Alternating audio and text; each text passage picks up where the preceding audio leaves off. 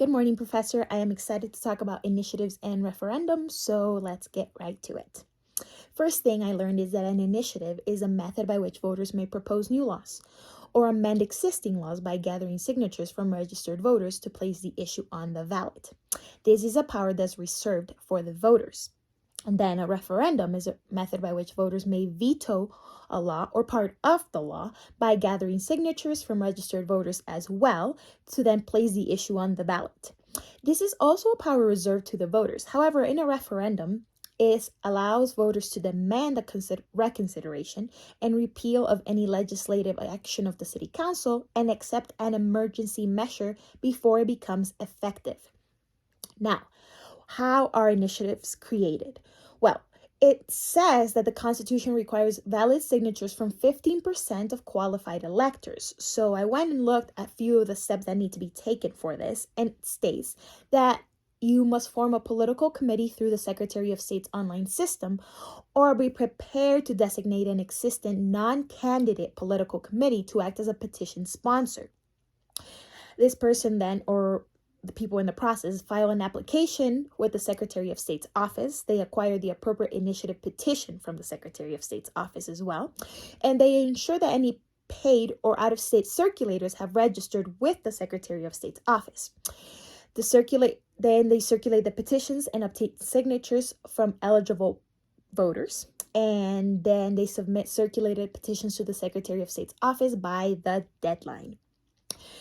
The last thing is that the Secretary of State and applicable county recorders will process the petitions and determine whether enough signatures were gathered to place the measure on the ballot. Then we have the creation of referendums. It tells us there's a few steps to this as well. And one of the things before I get started on explaining it says that the Secretary of State will not accept an application for a referendum without an accompanying statement or designation, which is slightly different than for the initiative part as well. So some of the things that it says is that you must form a political committee through the Secretary of State's online system or be prepared to designate an existing non-candidate political committee to act as a petition sponsor one more time. And then you have to file an application with the Secretary of State's office. You must also acquire the appropriate referendum petition from the Secretary of State's office. You must ensure that any paid or out-of-state circulators have registered with the Secretary of State's office as well, and then circulate the petitions and obtain signatures from eligible voters. You must then submit the circulated petitions to the Secretary of State's office by the deadline as well. And then the Secretary of State and applicable county recorders will process the petitions and determine whether enough signatures were gathered to place the petition or the measure on the ballot once again. And so there's lots of similarities in how the process goes, but some of the things that I found that were repeated and I thought they were worth mentioning is that both need circulators to have been registered and they must have filed applications with the Secretary of State's office. And enough signatures must have been received for both the initiative and the referendum to place in the ballot. Okay.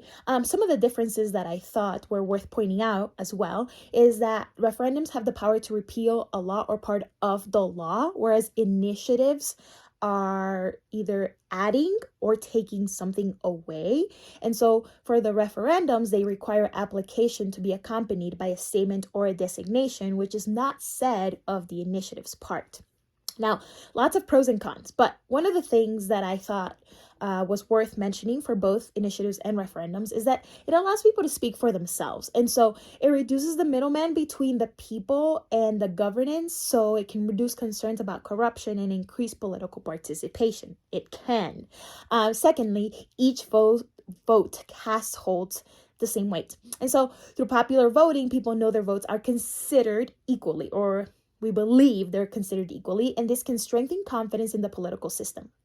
Lastly, people give more insight and control over governmental functions like spending. So for both of these initiatives and referendums, I think it helps because in the referendum side, it says that if citizens can then feel control over their spending through referendums, they are more prepared to give the government money and have a more positive attitude towards the state.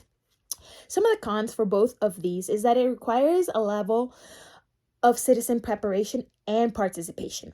And so rather than relying on representatives with experience in public policy, voters must then make an effort to understand and stay informed on the huge and wide variety of issues.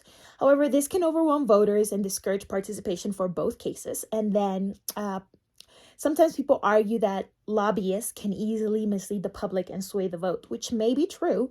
And then it can lead to costly and legally flawed decisions.